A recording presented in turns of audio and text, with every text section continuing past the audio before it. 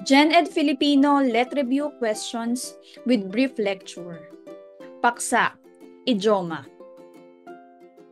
Galit ako sa mga estudyanteng parang kampana ang bibig sa loob ng klase.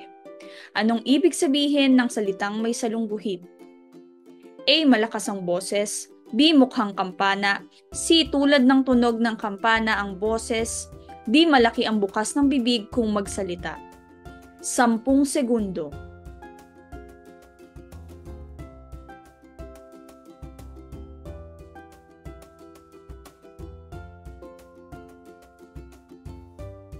Ang tamang sagot, malakas ang boses.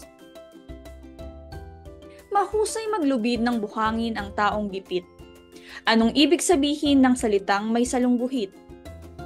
A. Maghukay. B. Magyabang. C. Magpaikot-ikot. D. Magsinungaling. 10 segundo.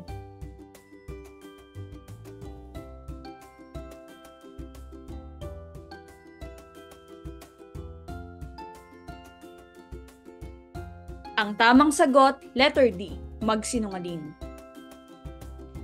Talagang tabla ang mukha mo. Di mo man lang iniisip na ako ang nagpasok sa iyo sa trabaho. Bakit mo ako sinisiraan sa ating boss? Anong ibig sabihin ng salitang may salungguhit? A. Walang munting kahihiyan. B. Mukhang tabla ang muka. C. Walang utang na loob. D. Mahiyain. 10 segundo.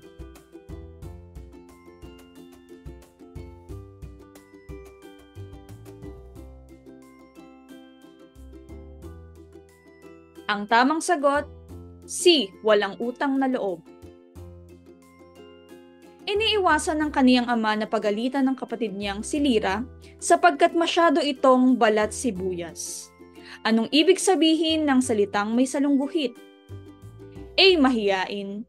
B. Masayahin. C. Malungkutin. D. Maramdamin. 10 segundo.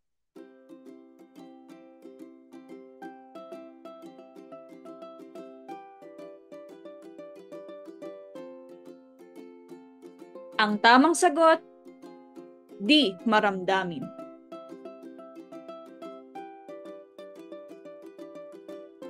Nagpapakalat na naman si Jay ng mga balitang kutsero sa kaniyang mga kapitbahay.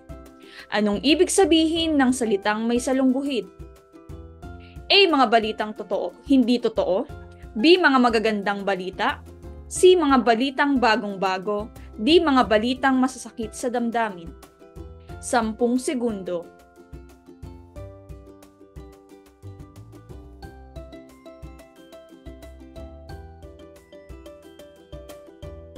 Ang tamang sagot, mga balitang hindi totoo.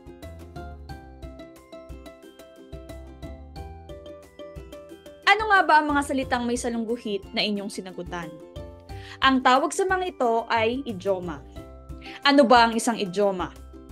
Ito ay mga pahayag na karaniwang hango mula sa karanasan ng tao, mga pangyayari sa buhay at sa paligid, subalit nababalutan ng higit na malalim na kahulugan. Bakit ba natin itinatago sa malalim na salita? Kadalasan ang mga idioma ay hango sa karanasan ng tao, at kadalasan ang mga idioma ay may nakatagong masasakit na ibig sabihin o na salita. Kung kaya gumagamit tayo ng malalim na pagpapahayag para maitago ang kahulugan nito. Iba pang halimbawa, alog na ang baba, matanda na. Ilista sa tubig, kalimutan. Utak biya, mahina ang utak. Pantay na ang paa, patay na. Di makabasag pinggan, mahinhin. Daga sa dibdib, takot o kaba. Maraming salamat sa inyong pakikinig. Abangan ang iba pa nating mga lektura.